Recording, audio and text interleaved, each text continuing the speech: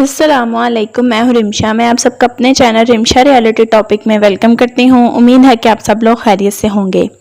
आप सबका बहुत बहुत शुक्रिया कि आप मेरे चैनल की वीडियोस को सुनते हैं और लाइक करते हैं। मैं अपनी तरफ से भरपूर कोशिश करती हूँ कि आपको अच्छी और सही न्यूज़ से आगाह कर सकूँ, क्योंकि लोगों तक सही और दुरुस्त खबर पहुँचाना भी सवाब का एक काम है।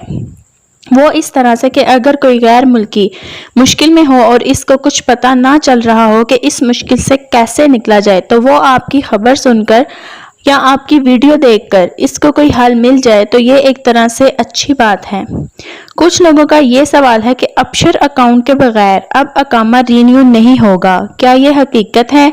इसमें कितनी सदाकत है, यानी कि कितनी सच्चाई है? इस बारे में जो मैंने मुकम्मल तहकीकात की हैं, जो मुख्तलिफ ज़राए से इस बारे में खबरें कलेक्ट की हैं, तो जवाज़ात और वजारतुल अमल की जानिब से सिर्फ ये कहा गया है कि अगर किसी को अपने इकामे से मुतल्लिक मुख्तलिफ सहूलियात जो चाहिए या इन्हें पता करना है, इकामे का स्टेटस चेक करना है, ड्राइविंग लाइसेंस रिन्यू करवाना है या दीगर और मुख्तलिफ जो सहूलियात सऊदी हुकूमत गैर मुल्की को दे रही है ताकि वो अपने इकामे या दीगर एग्जैक्ट वीज़ा के बारे में मालूमात जान सकें, वो अबशर अकाउंट से जोड़ दी गई हैं। यानी अबशर अकाउंट होगा तो वो तमाम मालूमात मिल सकेंगी।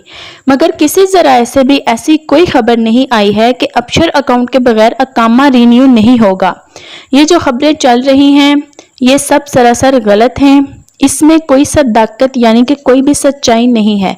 लिहाजा तमाम गैर मुल्की अफराद किसी वजह से परेशान ना हों, ऐसी कोई खबर में सच्चाई नहीं है।